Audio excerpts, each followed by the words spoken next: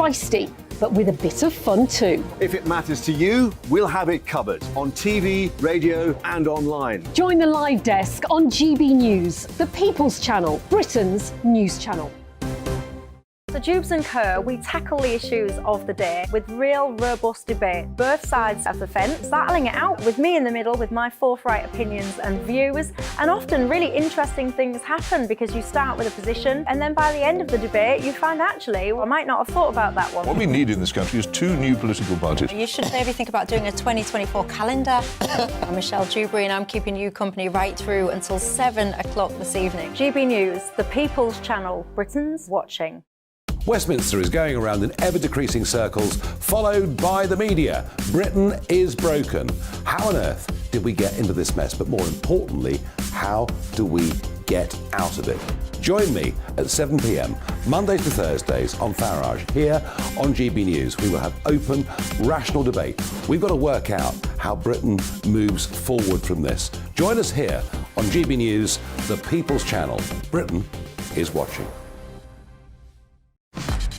Start the day with GB News. We catch up on all the big stories you didn't hear the night before. And take a look at what the world's talking about this morning. That's right, Monday to Thursdays from 6 o'clock. It's Breakfast with Eamon and Isabel. Straight after breakfast, join us, Bev Turner and Andrew Pearce. We're going to take you through till noon.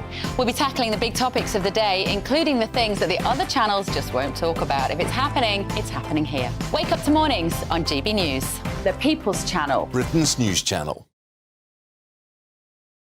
Congratulations to GB News Breakfast, voted by you as the nation's best multi-channel news programme at the prestigious Trick Awards.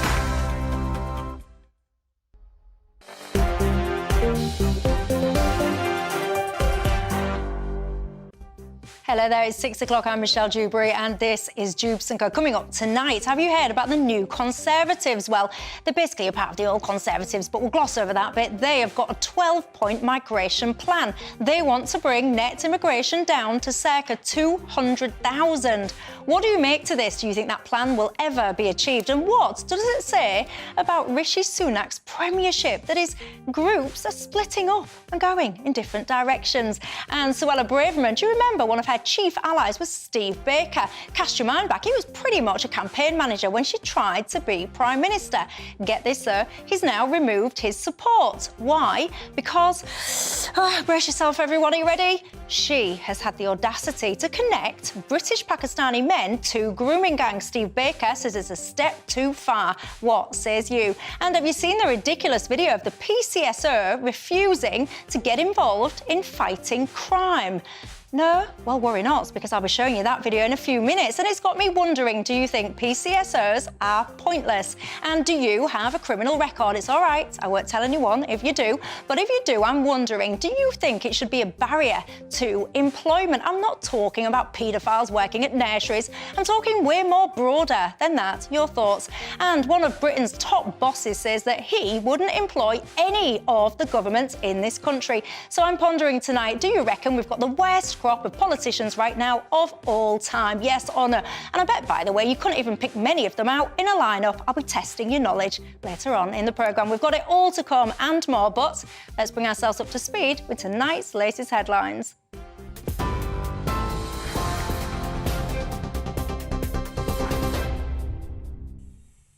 Michelle, thank you. Good evening to you. Well, the top story tonight is that nearly 4,000 migrants crossed the English Channel in the month of June, which is the highest monthly figure for 5 years, pushing the total for the year so far to more than 11,000.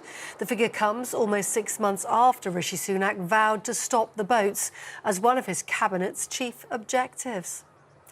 Well, also in the news today, drivers paid nearly £1 billion more for their fuel at supermarket filling stations after they increased their profit margins. An investigation by the Competition and Markets Authority has found that drivers paid an extra 6 pence a litre for fuel. The Chancellor now supports the idea that there could be an app, a cheapest fuel finder website even, which could help motorists find the best and nearest fuel prices on offer. Downing Street insists discussions on NHS pay and conditions can't be held unless strikes are called off. The British Medical Association says doctors could continue to strike over the next few years if their demands aren't met. Junior doctors are planning a 5-day strike action from the 13th to the 18th of July. Consultants are walking out on the 20th and 21st of next month. And rail passengers are being warned about disruption as train drivers refuse to work overtime this week. Services with 16 train operators will be running a limited service from today until Saturday as representatives continue their dispute over pay. ASLEF says its members at 15 train operators will also take part in industrial action from the 17th to the 22nd of July.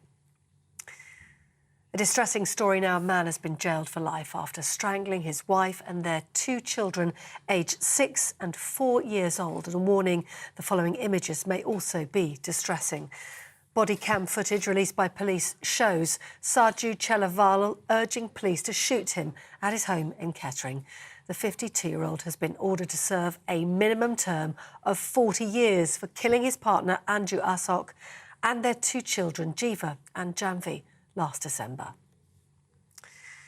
Now, in France, town halls and municipal buildings have been attacked during 6 days of riots across the country.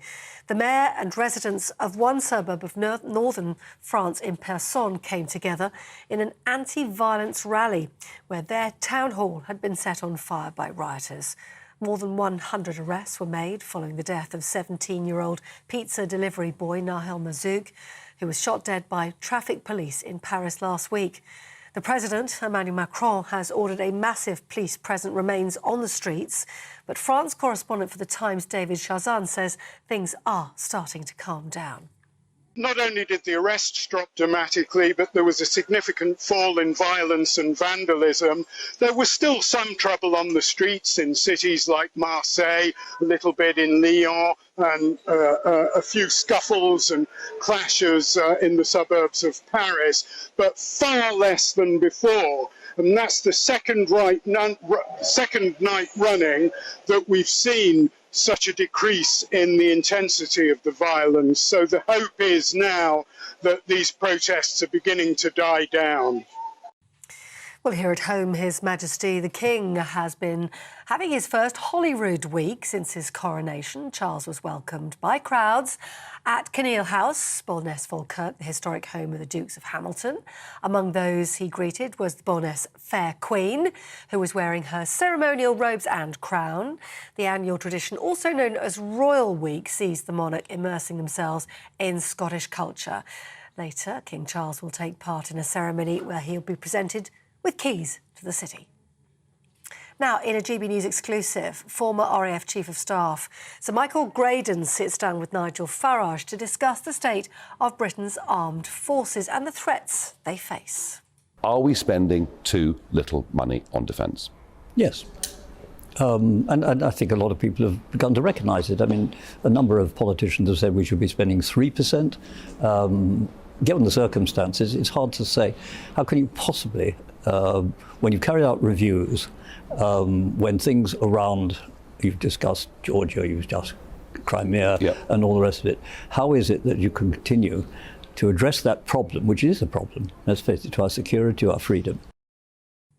Well, you can watch the full interview with Sir Michael Graydon at 7 o'clock tonight on Farage.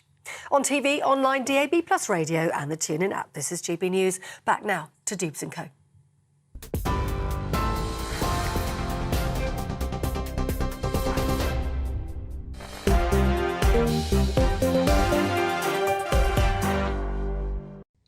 Thanks for that, Polly. Well, I'm Michelle Dewberry and I'm with you right through till 7 o'clock tonight. Former Brexit Party MEP and the CEO of First Property Group and Housewife's favourite. I can't not squeeze that in. Ben Habib keeps me company, as does the political commentator Joe Phillips.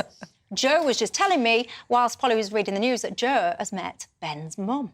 I don't want to read in between any lines, but personally, viewers, I found that quite interesting. We shall leave that there. You know the drill, don't you? It's not just about us three here at Dewbs & Co. It's about you at home as well. What's on your mind? Tell me, GBViews at gbnews.com.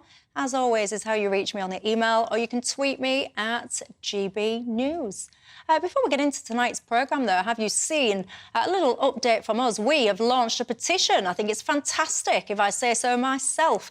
We want to prevent a cashless society. I am sick and tired of going to a shop and seeing those daft signs on the window that says, they celebrated, don't they, almost proudly, we are a cashless zone. Well, I don't think so, thank you very much, because there's many people in this country that want to get their readies out, and they should be able to. Are you one of them?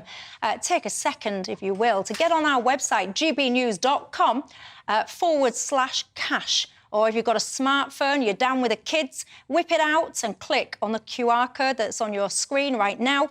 If you're driving, you think to yourself, I can't make a note of that URL, Michelle, what do you think I am? Don't worry about it. When you get home, just go to the website and you will see it on there. But yes, our message is clear. Do not kill cash. That is what we say here at GB News. How do children learn with pocket money if they're not using coins and notes?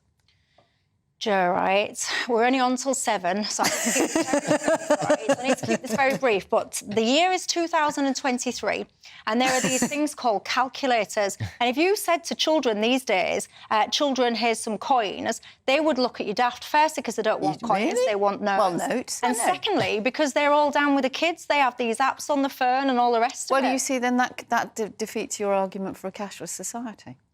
Oh, do you know, listen, I think that you're making out that only the young count. There's lots of people that don't want to use their apps. I think it's really... But I think it's really important for children to be able to, you know, go into a shop and spend their own money and work out the money. So you're on board with the campaign? Oh, I think people need cash. Good. Yeah, so what are we on about then? No, it was just a comment. Oh, right. I thought she was disagreeing. I thought she was having none of the campaign then. No. I was just about to kick her out, ladies and gents, and do this programme just with me and Ben Habib. You can't. We'll fight. She's redeemed herself. She's allowed to stay. She supports the campaign. I got there in the end. I support the campaign. I don't know how many people have signed that, but I will. I'll give you an update as well by the end of the show as to where we are at. Now, have you seen the news today? The Tories, a group of them anyway, they've come together and very creatively with their wording, they've named themselves the New Conservatives. I bet they spent a few quid on the branding there, I've got to say. Anyway, they have come out with a 12-point migration plan. If you don't know what it is, worry not, because I shall share it with you now. Are you ready? Are you sitting comfortably? 12 points start like this. 1, raise the main skilled work visa salary threshold to £38,000 a year. 2, 5% cap on social housing to non-UK nationals. 3, raise immigration health surcharge to £2,700 per person a year. 4, 20,000 cap on refugees accepted for resettlement. 5, cap on humanitarian schemes such as Ukraine, Afghanistan and Hong Kong. 6, ban graduates and master's students from bringing family to the UK. You're keeping up, I'm going to test you at the end. 7, no rights for graduate students to stay in the UK for 2 years after their course. 8, reserve university study visas for the brightest international students and exclude the worst universities from eligibility. 9, raise the minimum combined income threshold to £26,200 for sponsoring a spouse and the minimum language requirement. 10, close temporary schemes granting eligibility for worker visas to care workers and social care workers. 11, pass and implement the provisions of the Illegal Migration Bill. And last but not least, number 12, we got there in the end, Migration Advisory Committee to report on the effect of migration and housing and public services. What do you make of them onions then, everybody? Ben Habib, what do you make to this whole thing? I mean, there's so much to go at here. Of course, the 12 points that we've just outlined, whether or not they will work or not, whether or not in the first place it's a good idea that you've now got this kind of breakout group and what that says about the Tories as well. Make of it, pick up any of those points or anything else to do with it that you will. Well, I'll take the political point first. It's always interesting to me when you get Conservative Party MPs speaking what we would all regard as common sense. I mean, nothing there. I can't imagine anyone in the United Kingdom would disagree a lot with any of those points. Basically, make it more challenging to come into the country, and once you're in the country, have less benefits than British citizens. Makes perfect sense. But I find it really peculiar when Conservative MPs feel the need to espouse this to the public and not to be doing it behind closed doors to the Cabinet Office number 10 and trying to get the government to actually pivot and do what they promised in the 2019 manifesto, which was to introduce a skills-based immigration policy. So that's a key point, and one that I thought myself when I saw this. So what do you think is behind that? Well, the new Conservatives, or all the new Conservatives from the 2017-2019 intake, the majority of them sit on razor-thin margins in their own seats. They're almost certainly going to be booted out at the next election. And I think this is them coming together, trying to make the Conservative case in the absence of the Conservative Party actually doing it for them, so that they can garner support from their local constituents. But what they should do, my advice to these new Conservatives, is if they are Conservative, leave the Conservative Party, because the Conservative Party is not Conservative. The Conservative Party has championed the control of immigration, but actually done the opposite in office.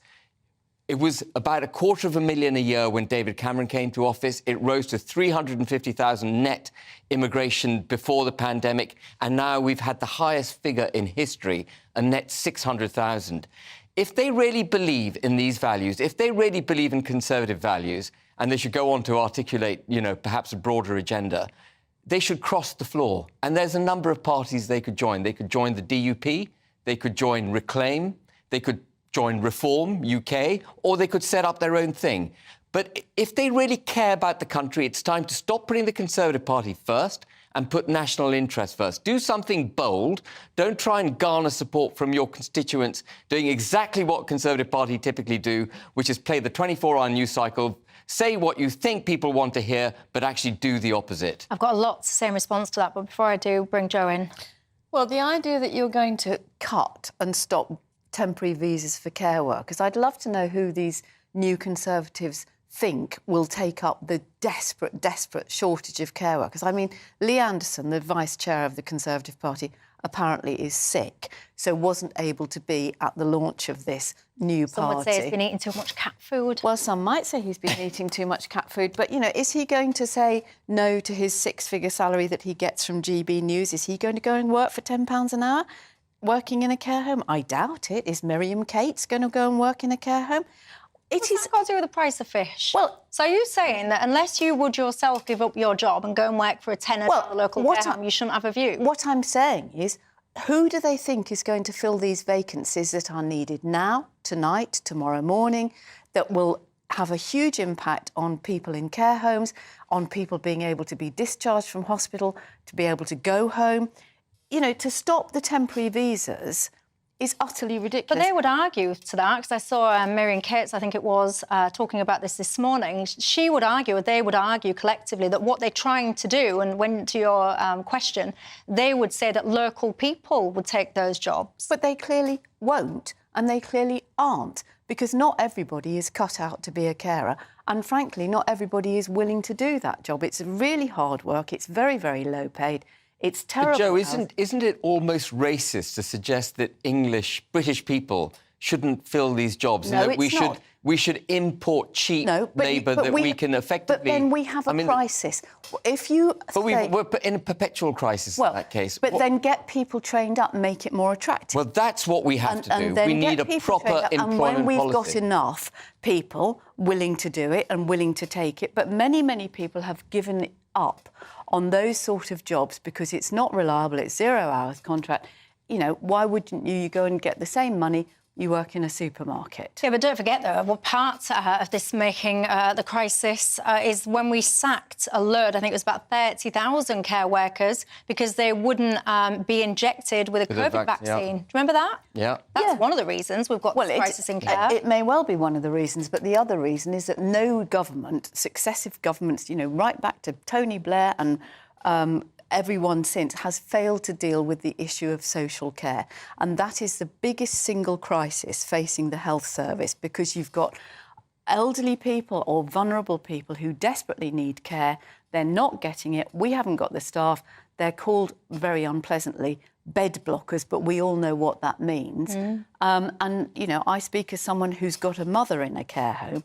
It's costing an absolute fortune. And I know that the carers are not getting anywhere near what they should. It's the same with nurseries as well. If you put your kid in a nursery, as I do, you pay an absolute fortune. Then when you talk to the workers, You found out that they're on minimum wage. You think, well, where's all this cash going? Anyway, I don't think we value carers enough in this country, if you ask me. I want to pick back on your point about when you say leave the Conservatives because they're not, leave the Conservative Party because they're not Conservatives. Well, the Conservative Party is an entity made up, of course, by its people. So who is it specifically that you're saying is not Conservative? It's not the entity, is it? Well, it's the people within it. Conservatism, I think, is understood broadly as being reduced state interference, low taxation, the creation of aspiration, equal opportunity rather than equal outcomes, the avoidance of the creation of a dependency state, weaning people off that dependency and moving away from being a nanny state. None of these things you would recognise in the current Conservative Party. But is it all of those things irrespective of current economic climate? There's never an excuse to give up on good, sound policies because you're hitting a bit of a road bump. The reason we're hitting this is much more than a road bump. The reason we're in economic difficulties is because we've had 25 years of virtually non-stop, ever-increasing socialism within the United Kingdom. And we have eventually run out of the ability to borrow, we've run out of the ability to tax, and a lot of that has happened under the Conservative government. And we've talked about the labour market. We've talked about how it doesn't pay to work. Well, it doesn't pay to work in part because taxes are too high. And you can see that because there are 5.9 million people now on some form of universal credit or another. If socialism, we'd have social housing. I mean, these people are talking about cutting social housing or putting a cap on.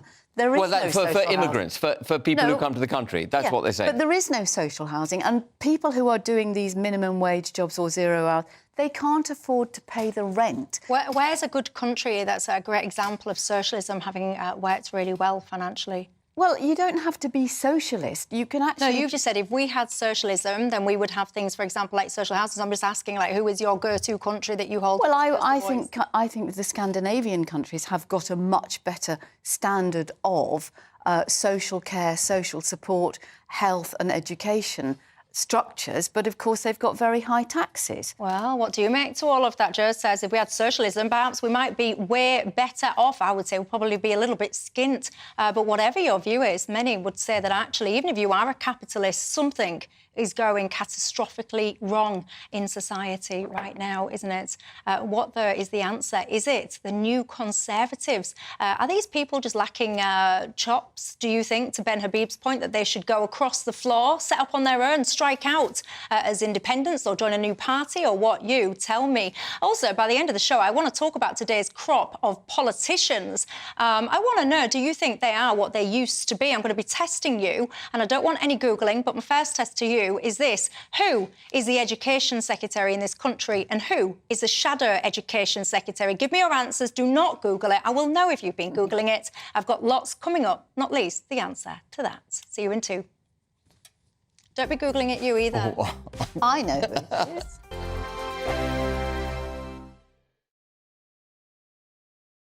First and foremost, I'm a GB News fan, and I was before I was working here. Just love the fact that we're asking the questions that a lot of establishment media won't ask. With a bit of a twist, we not only want to inform you, but we want to keep you entertained. It's worth the drive because you get in and the team's all ready and waiting, they're itching to go, and it's a proper little family. GB News is the People's Channel. It's the audience that makes the programme sing. We're giving our viewers and our listeners a voice. I see the thousands of your letters, tweets, emails, you name it, coming in. Britain is broken. How on earth did we get into this mess? But more importantly, how do we get out of it? The establishment had their chance. Now we're here to represent you. It's time for something different. It's time for GB News. I'm very patriotic. I believe in Britain. Our best days lie ahead. Britain's watching. Britain's watching. Join us here on GB News. The People's Channel. Britain's news channel. I'm Andrew Doyle.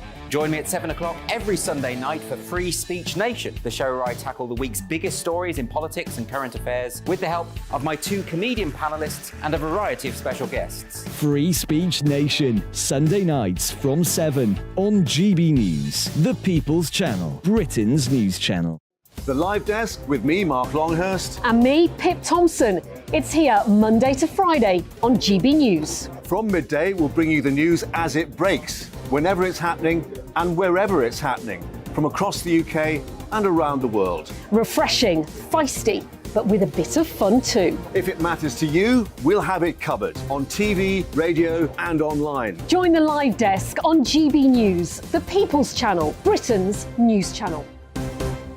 What you get for breakfast is something that, if we do our jobs right, you will wake up to news that you didn't know the night before. It's a conversation. It's not just me and Eamon. We want to get to know you, and we want you to get to know us. From 6, it's Breakfast with Eamon and Isabel. Monday to Thursdays on GB News, Britain's news channel. Westminster is going around in ever-decreasing circles, followed by the media. Britain is broken. How on earth did we get into this mess? But more importantly, how do we get out of it? Join me at 7 p.m, Monday to Thursdays on Farage, here on GB News. We will have open, rational debate. We've got to work out how Britain moves forward from this. Join us here on GB News, the People's Channel. Britain is watching. When the news happens, it happens here. And really important breaking news. Breaking news this morning. On TV, radio and online, the news starts here on Britain's Newsroom. All the biggest stories and the answers that you need from across the UK and beyond. Join Britain's Newsroom from 9:30 on GB News. The People's Channel, Britain's news channel.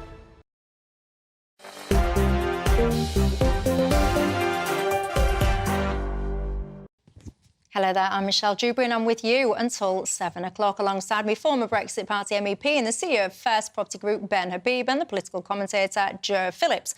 Throughout my programme tonight, into all the Brits, I've got a little test for you guys at home because towards the end of the programme, one of Britain's best businessmen says that he wouldn't employ any, pretty much, of the government today. He reckons they're not a patch on how politicians used to be. I reckon most people couldn't pick out most politicians in a lineup, quite frankly. So before the break, I asked you, who is the Education Secretary in this country and who is the Shadow Education Secretary? I asked you to get your emails coming in. Nick says, I know the answer. Well, that's fascinating, Nick, but you didn't actually include the answer. So I can't brilliant. Ever.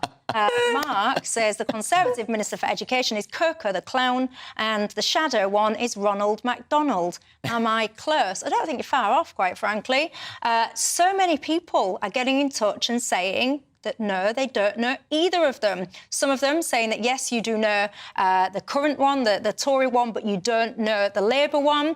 A couple of people saying, actually, they feel a little bit embarrassed that they don't know. Well, let me tell you this. If you don't know who the Education Minister is in this country or the shadow one, I would put this to you. I don't think it's a failing with you or your memory. I think it's a failing of the politicians themselves. If they are not notable, if they cannot be picked out of a lineup, then to me, it is something wrong with them.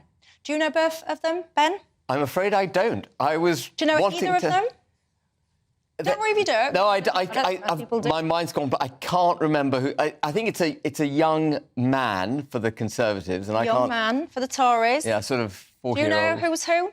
Gillian Keegan and Bridget Phillipson. Well, I've got to say, Joe Phillips is absolutely right on both of them. Yeah, You've smashed it. I know, but I'm a political nerd. But and you'd expect me to know, and I think you're absolutely right. But part of the problem is we've got a constant churn. Yes. You know, we've had something like 12 housing ministers in 10 years. You know, Therese Coffey, 1 minute she was Secretary of State for Health, now she's Environment Secretary. I remember when they was trying to oust Boris Johnson and I was doing shows and live on air, you kept getting all these notifications through so-and-so's resigned and so... I was thinking, I don't even know who these people are.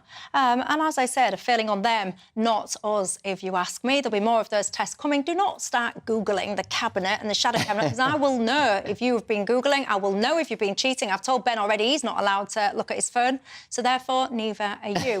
Let's stick there, shall we, with politicians because you might remember, Steve, Steve Baker. He was quite a big ally when it came to Suella Braverman's attempt to be the Prime Minister of this country. Political besties, some people might call them. Well, no longer, everybody. Steve Baker has now said that he will not support Suella Braverman at the next election. Why, I hear you ask? Well, basically what she's been saying is when it comes to the grooming gangs, of which many people will be familiar, she has been linking British Pakistani men to said grooming gangs. He says that is inflammatory and basically wrong. What do you make to it? Well, I think I'm a fan of Suella Braverman, and I think one of the great things about Suella is that she says it as she sees it. And it might be offensive to some people to say that they're of Pakistani extract, these grooming gangs, but they were. And you've got to be able to... They were in Rochdale and they were in Yeah, Rotherham. OK, they have also... But not across But you've the got to country. be prepared to have an open and honest debate without fear and without favour. And unless our politicians are prepared to do that, you end up without debate, you end up effectively allowing woke and cancel culture to subdue the truth. And I'm afraid I've got a real issue with Steve Baker. Steve Baker was head of the European Research Group. He was chairman of the European Research Group. He argued for Brexit. He promoted Brexit. As soon as he became a minister for Northern Ireland, he completely succumbed to the EU. He succumbed to Republican nationalism. He supported putting a border down the middle of the United Kingdom, and he was up in Parliament in tears in February saying all the pressure he'd experienced in his fight for Brexit. Well, if you can't take the pressure, if you're not prepared to stay the distance, if you're not prepared to have the fight, don't be in politics. And if people like Steve Baker have done inordinate damage to the cause for an independent, sovereign United Kingdom because they ostensibly stood for it, and then when it came to the important hurdles, they gave up. 515 MPs, just coming back to how awful our intake in Westminster are, 515 MPs voted to partition the United Kingdom. Only 29 MPs voted. The Northern Ireland I'm talking about the Windsor Framework, which confirms the border down the Irish Sea. Steve Baker was an ERG member, and he knows that in fact, he wrote articles in 2020 saying that the Northern Ireland Protocol was wrong, that we've got to get rid of that Irish Sea border. And the minute he became a minister, he succumbed. And the same for his boss, Chris Heaton-Harris, who's Secretary of State for Northern Ireland, succumbed. Only 29 MPs, and only 22 of them Conservatives, but back voted to against the Windsor Braverman, Framework. which is the topic in hand, is about Suella Braverman. Yeah, but Steve Baker needs to be prepared to stand up. We talked earlier about what Conservative values are. Suella Braverman is standing up for Conservative values. Well, Steve Baker needs to do the same. Steve Baker, you could argue, is actually saying, hang on a minute, you are the Home Secretary. That is one of the 4 great offices of state. You are a trained and qualified lawyer, we are led to believe. You should choose your words more carefully. Now, it is absolutely true that there were men of Pakistani origin or Pakistani ethnicity in Rochdale and Rotherham, and we know perfectly well because of the Maggie G report. No, it's not. Alexis G report. The J. J, that's right. J. Yeah. That, you know, that there was an element of political correctness, if you like. There was an unwillingness which subdued the whole absolutely, debate. And we know that, and that has been catalogued and it has been made and laid clear. What Suella Braverman has continued to say, despite the fact there are no... it's completely contrary to the Home Office's own figures, and she has been criticised by people like the NSPCC and leading children's charities, because what she's basically saying is only these men commit crimes against children. And what they're concerned about, the charities who are picking up the pieces... But she didn't say that. She said, I'll quote her as well directly, she's talking about a predominance of certain ethnic groups, British Pakistani males... Well, they're not predominant. Well, she clarified she was talking very much about Rochdale, Rotherham and Telford, and she was factually correct. But she didn't in the way she said it at the beginning. But why are you against her saying that, Yeah, Jo? because she needs to put it in context. And Suella Braverman, she went off to that, not the New Conservative, it was the other, but it's the same lot, but that... where she made a speech. Again, I mean, the mind boggles. She's Home Secretary. Yeah. Go and do something. Don't make speeches. Precisely. Do something. You know, either get on with your job, love, or step back from that and go and join this. And if she's not happy with the direction of travel, she should resign. Absolutely. But this group, this sort of... I mean, the Conservative Party has been so divided for such a long time, and it has, you know, been the ruination of so many leaders, and it has actually completely detracted from the real issues and the real concerns and the real problems in this country.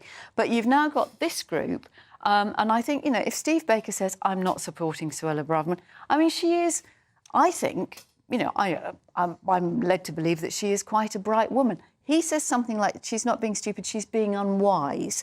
And I think that is a very... She needs to be a bit more nuanced. Well, this I'm is afraid a woman who I said can't... she dreams of putting people on a plane to Rwanda. I've got to be honest, right? If my daughter was groomed by one of these fellas, and there are communities across the land, many of whom will be watching this, you'll be living in those communities, and you know who it is that's doing this. You know that there's a certain community within your city, and you know that what was going on in the takeaways, in the taxis, taxi companies, you know what's going on. It's all talked about in the bars and all the rest of it. If your daughter was abused by that group, I would find it downright offensive if politicians try to tiptoe around and ignore the obvious connection between those people. I would find it very insulting. Absolutely, and that is absolutely what happened with the local authorities and the police. They tiptoed around, they wouldn't, and the worst thing of all, they didn't believe the kids, because a lot of them were in care, and they came from troubled backgrounds, were treated like second-class citizens. They weren't even believed when they went for help.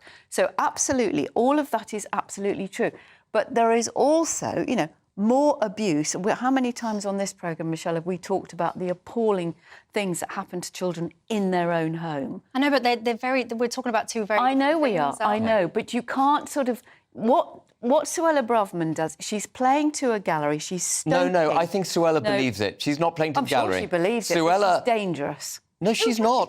She's not dangerous. She's the only one in cabinet. Are you saying that, and you mean that honestly? Yes, I think I think her rhetoric is dangerous. If she was a backbencher, it doesn't matter. She can just bang on like the rest of them. She's the Home Secretary. And I applaud her for speaking frankly. And I wish the rest of the cabinet would support her similarly and make sure that the policies she wants to enact are enacted. So we stop the boats, so we call out these problems and we deal with these problems unashamedly. Together, and she's supposed to be a lawyer. She's supposed to be in charge of, you know, the homeland security, if you like. And she can't even put together a bill that won't be ripped apart. And her answer is, oh, it's lefty lawyers. No, if it's a bad law, it will be taken apart. Well, the issue she's got is being hijacked by the system. And I agree with you, though, if she is being hijacked, she needs to get out of the system. She should cross the floor too, frankly. You see, you wear it all on Dewbs and Co. Don't you? All opinions valid. Is Suella Braverman dangerous? Really? Is that a little bit of an over-exaggeration or what? Your test into the break, everybody. I want to know, Health Secretary, who is it? And who is the shadow Health Secretary? Normal rules apply. Do not cheat. I'll know if you have, and I will see you in a couple of minutes when I come back. Lots to talk to you about the police and more. See you in 2. Like all families, we have arguments every now and then, but actually we agree on what the mission of GB News is, and that's the most fundamentally important thing. GB News provides the kind of platform that lets all voices be heard. We don't hold back. We're free to say what we really think. Just because some people who live in a tiny little Westminster bubble think that their particular story is important, that's not the most important story for me. And often there will be difficult stories that you won't find on the establishment media. Because what people think in the north of England may be very different to what they're thinking in the home counties. We're going to carry on telling the world what life is really like for households up and down the UK. We love to be in your car, in your kitchen as you're having your breakfast. Whatever you're doing, you are part of the show. If it matters to you, it matters to us. Britain's watching. Britain's watching. Britain's watching. We're proud to be GB News, the People's Channel, Britain's news channel. Join me, Patrick Christie's Monday to Friday, 3 till 6. We tackle the day's news agenda like you've never seen before. It's high tempo, high octane, the most controversial topics and the best guests. You will not be able to take your eyes and ears off it. I'm not afraid to ask the questions that you really want answered. 3 till 6 p.m, Monday to Friday on GB News, the People's Channel, Britain's news channel. Join me, Camilla Tominey, on Sunday mornings from 9:30, taking the politicians to task and breaking out of SW1 to see how their decisions are affecting you across the UK. Bursting the Westminster bubble every Sunday morning, only on GB News, the People's Channel. Britain's watching. Join us every night on GB News at 11 p.m. for Headliners, which is 3 top comedians going through the next day's news stories, which is exactly what you need, because when the establishment has gone crazy, you need some craziness to make sense of it. So join us 11 p.m. every night on GB News, the People's Channel, Britain's news channel. Hi, I'm Dan Wootton. You can watch me live on GB News Monday to Thursday from 9 p.m. And did you know that you can also watch and listen live on our website, gbnews.com. You'll always be up to date on the latest breaking news, as well as enjoying the best stories, opinions and shows. You can even join the debate under our live player as you're watching. So head straight to gbnews.com on TV, radio and online. GB News, Britain's news channel. So Dewbs and Co, we tackle the issues of the day with real robust debate, both sides of the fence, battling it out with me in the middle with my forthright opinions and views. And often really interesting things happen because you start with a position and then by the end of the debate you find actually, well, I might not have thought about that one. What we need in this country is 2 new political parties. You should maybe think about doing a 2024 calendar. I'm Michelle Dewberry and I'm keeping you company right through until 7 o'clock this evening. GB News, the People's Channel, Britain's watching.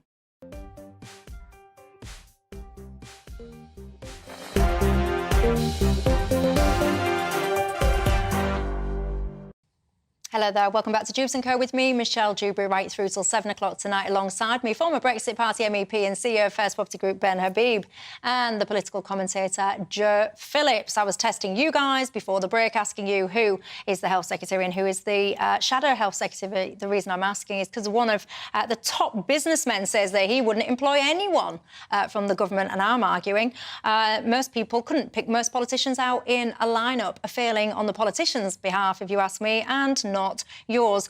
So, Ben Habib, who is it? Oh, I've got the Secretary of State for Health, thank goodness.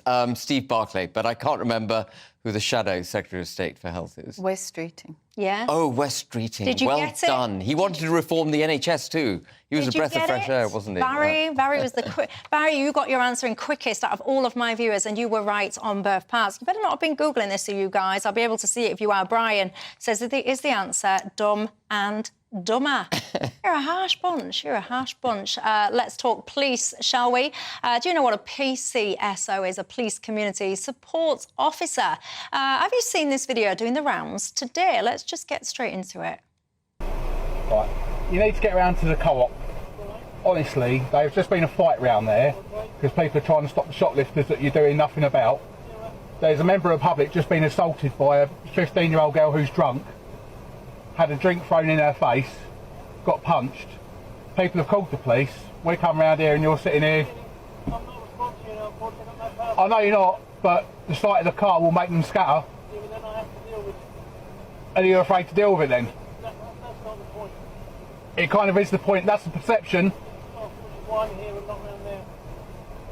That's just cowardice. No, it is. I'm afraid it is. This is the whole reason these problems exist. That was someone's dash cam, in case you was wondering what's going on there. A driver came across a copper, then asked him, there's a bit of a hoo-ha in Co-op round corner, will he go and sort it out? He basically said, no, he wouldn't. It got me looking into all this whole thing, by the way. Do you know the difference between police officers and PCSOs and specials and all the rest of it? It's all quite complicated when you look into it. Let's just have a little look, if I can. Let's have a look. So, when it comes to, this is what I found quite interesting, Joe, looking at all the different powers that people have, whether or not you can arrest people, interview them, stop and search. So you have the police, you have the special constables and the PCSOs. So PCSOs, they are paid. That's what this chap was in that car. So they're paid officers. They cannot arrest people. They can't interview. They can't really go and investigate crimes, etc. They can do fixed penalty notices. They are paid. A special constable, I found this interesting. A special constable is a volunteer, so no payment, and they can arrest people and stuff like that. So very different powers for the volunteers versus the PCSOs. Anyway, the point of the story is, I'm asking tonight, do you think PCSOs are pointless? Utterly. Completely and utterly. If they haven't got the powers, what the hell are they doing sitting in a uniform and sitting in a police car? A presence, because but a people will presence say- around the corner. And if they can't do anything or won't do anything, now, unfortunately, we couldn't hear what the police officer... We subtitled it for you. He Well, said he was a response. He said basically he's a non-response unit. He can't go deal with it. If he goes round there, he'll have to deal with it in a car. I can't see that distant. Oh, don't worry, I've got me explained it, yeah. Anyway, So but that's yes, it. and Sussex Police have said they're investigating. I've never seen a PCSO where I live, and very rarely do I ever see a proper police officer. And actually, most of the time, we think it's usually because he or she is going to a fancy dress party. That's how irregularly you see people, you know, in a town that's full of visitors during the summer. I think this whole thing is utterly ridiculous. Obviously, we know there aren't enough police around. There aren't enough police officers. We know that they're tied up doing lots of other things. But we also know that the one thing that the public and businesses want is a visible police force. Well, a visible police force of somebody who is not going to investigate, you might as well have a cardboard cutout, because we've already got, you know, private security in shopping centres. You've got private security in other areas. You've got bouncers on nightclubs and sometimes restaurants. You've got enforcement officers who are employed by the local council who can do, you know, fines for dog poo, parking wardens, etc., etc. What is the point? Maybe there's somebody out there who's a PCSO. Yeah, are you a PCSO at home? What do you make to it? Are you pointless? Are you needed? Or what? You tell me, Ben. Well, I mean, I wholeheartedly agree with everything you said, Jo. Oh, I think sweetheart. It could be the first time. That's very cute. Should we record that? Should we record it and keep it for future reference? Yeah, exactly. There was agreement once. No, we have agreed on other things. But no, wholeheartedly. I mean, I think if you've given a job that you can't actually discharge, and you've got all the trappings of the office, but none of the authority, it's pointless, isn't it? And it comes back to, you know, a failure in governance, doesn't it? You know, put someone in a uniform, put him in a panda car, actually make him a target, and then give him no authority to deal with the situation. And no doubt he's had all sorts of health and safety training on why he shouldn't get involved. I don't understand why they're paid and the specials aren't. Well, I found that very odd. Because I thought the PCSOs were volunteers. No, they are not. They are not. There's 8,750 PCSOs in England and Wales in 2022. They get paid, apparently, between £20,000 and £24,000 is what is available. Yeah. I mean, it takes a brave soul, actually, to volunteer to be... Why would you volunteer for that much hassle? I don't know. When you was talking about dog poo, by the way, I don't know why, it suddenly conjured up in my head, this image of white dog poo. Do you remember White? that? Yes. Yeah, where's that gone? Random tangent, I do admit. But when I was listening to you, I was thinking about police. I was also thinking about white dog poo. Where did that ever go? Right, your quick test then before I go to the break. Who is the Chancellor of the Exchequer, and who is the Shadow Chancellor of the Exchequer? Your thoughts, do not Google it, please, and I will see you in 2.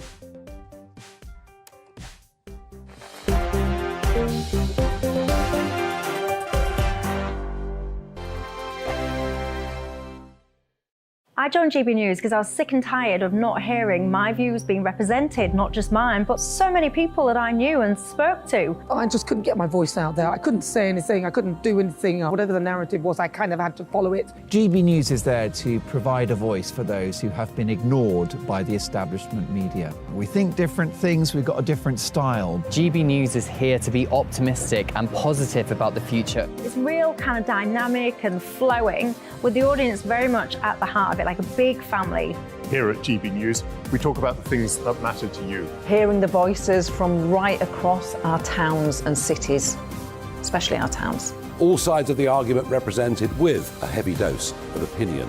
We're on a mission here to make a difference. And the GB News family really is here for you, and whatever time of day you can watch or listen. Britain's watching. Britain's watching. We're proud to be GB News. The People's Channel. Britain's news channel. Monday to Thursday, 9 p.m. till 11 p.m. Join me, Dan Wootton. I'll bring you the sharpest takes and hottest debates. Do you not believe in prisons? I don't believe in prisons. I'm completely stunned. I guarantee you there'll be no spin, no bias, no censorship. I actually was personally quite offended by it.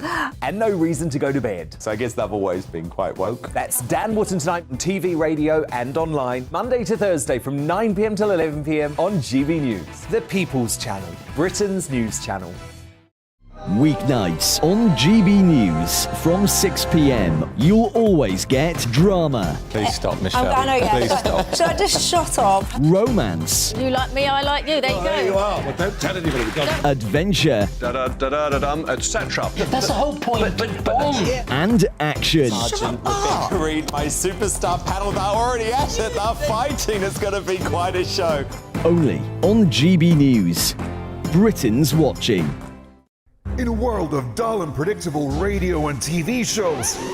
Oh, hi. On Mark Dolan tonight, we've got big guests. We drill into the big stories of the day. The show adds up to a brilliant listening and viewing experience. Mark Dolan Tonight is the most entertaining current affairs show ever, and that's a fact. That's Mark Dolan Tonight, Friday, Saturday and Sunday from 9. Only on GB News, Britain's news channel. Start the day with GB News. We catch up on all the big stories you didn't hear the night before. And take a look at what the world's talking about this morning. That's right, Monday to Thursdays from 6 o'clock. It's Breakfast with Eamon and Isabel. Straight after breakfast, join us, Bev Turner and Andrew Pearce. We're going to take you through till noon. We'll be tackling the big topics of the day, including the things that the other channels just won't talk about. If it's happening here. Wake up to mornings on GB News, the People's Channel. Britain's news channel.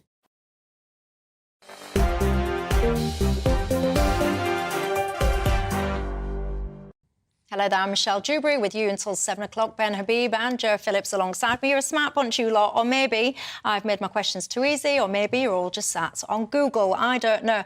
Paul, Rosemary, William, there's loads of you that have got it all right. These are all the people that have got it right so far. Sunita, Patricia, JW, Elizabeth, George, Kevin, Linda, Ken, Anne, Tony, it goes on and on. I asked you who was the Chancellor and who was the Shadow Chancellor.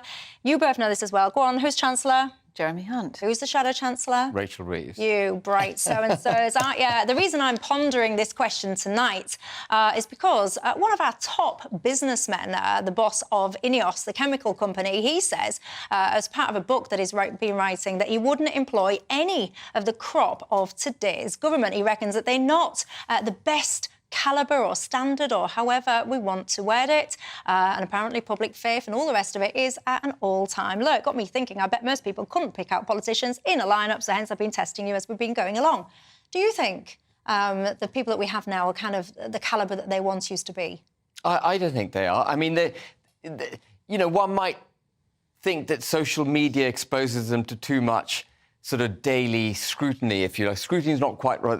You know, puts them in the public domain too much and they get demystified and they can't have the kind of aura that statesmen could create simply by not being exposed too much to the public in the past.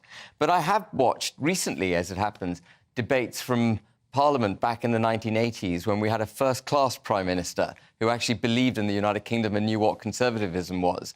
And it's a totally different calibre, including the opposition. A totally different calibre. I mean, they really knew their onions. They spoke passionately. There was an ideological divide between the Conservative Party and the Labour Party. And at the moment, I mean, it's hard to put any paper between the two. No, I think they are a much diminished lot. And who was you referring to then? Thatcher? Yeah, Thatcher and her... I think I've got a little clip of her. If you want to refresh your memories, anyone, about Thatcher and how she was? She was a phenomenal... Oh, well, this is about as much use as a chocolate fireguard, because you can't even hear it. I was going to show you this really good clip of Thatcher when she was going on about this lady is not for turning. Well, I mean, I obviously, although I'm not a socialist, I didn't agree at all with Margaret Thatcher's policies, but she came into government with a very clear vision of what she wanted to do. And she surrounded herself with incredibly smart, bright people who had the intellectual rigour to make those things happen. You know, people like Keith Joseph, Nicholas Ridley. Willie Whitelaw, Geoffrey Howe. And the commitment to see it through. And the commitment to see it through. Now, all of these people had had a life before they went into politics, whether it was business or Michael Heseltine in publishing or farming, or, you know, they'd all had got another life. Most of them, don't forget, had served in the war, had been in the forces, as was true of Dennis Healy and Jim Callaghan for Labour. So you've got people who came with some experience of business and the world beyond politics, but they came with a belief, and Ben's absolutely right. If you were setting up a business, you don't think about the sticker in the window tomorrow. You're looking at the long term. And the problem that we've got today is that we've got people who've gone into politics who aren't there for the long term. They are... So they're for the 5-year cycle to get their job back again. If indeed that. I mean, look at the number of people that are stepping down from the Conservative Party already because they know they're probably going to lose their seat. But you've also got government by crisis. And, OK, to be fair, COVID did take everybody's eye off the ball around the world. But COVID and Brexit have dominated. Even if that, you know, is true, and it is true, other people... well, do you know what I mean? But you still should have had enough sensible people around you to be looking at what the other thing... You know, we've got schools falling down. We've got the NHS in perpetual crisis. I was with my mum, actually, at the weekend. My mum will be watching this, and we were sat there chatting, and we were both saying we cannot remember life like this. Like, and wherever you thought about it, like, whichever angle you pick, so, right, you try and dial 999, good luck getting an ambulance. You try and report a crime, good luck getting someone to turn up. You try and get your kids educated properly at school, good luck with that. In a safe building. Yeah, but it was like whichever kind of strand. And we were both saying we cannot remember life in this country as bad as this. No, I think the country's in a really bad place at the moment, and the prospects are not getting any better. That's what I like about Dewbs and Co. We give you all the cheery insights. Oh, come on. We can be cheery. By the way, what do you think to social media? I think social media, time's almost gone. Look at this, it flies when you're having fun. I think social media is to blame for a lot of the weakness in politicians. Yes, today, I think it is, yeah. You make a proclamation, you go online, people absolutely lambast you, and then they panic and they backtrack on it. Anita says, I'm a relatively new viewer to your programme, but I love it. And yes, Ben is the housewife's favourite. Lots of you getting my... questions wrong when it comes to the shadow cabinets, which proves my point. They are not the calibre, I believe anyway, that they should be. We should all be able to recite who is who when it comes to leading the way. Lots of division on that first topic about the immigration plan. It doesn't bode well for the Tories, looking at my inbox, the fact that there's this fragmentation in that party. And lots of you getting in touch about the demise of white dog poo. You're a fascinating bunch, and that is going to be good for tonight. Joe, Ben, thank you. Look where you walk. Don't forget to go online and get involved with the Don't Kill Cash campaign, gbnews.com. See you tomorrow. Hello, many of us saw some fairly heavy showers on Monday, and it stays rather changeable as we head through the next few days. Staying on the cool side, yes, there will be some sunshine, but also further showers to come. If we look at the pressure pattern then, low pressure hasn't really moved anywhere fast, still centred towards the northeast of the country, and you can see here some fairly tightly packed isobars as well. That's what's keeping things fairly windy, and these weather fronts here, that's what's bringing some more organised showery outbreaks of rain. Now that first band of rain is affecting much of Scotland through the evening and overnight, slowly pushing its way southwards, but some fairly heavy rain on that, and breezy as well. Clear across the central areas of England, Wales, Northern Ireland, but to the south, another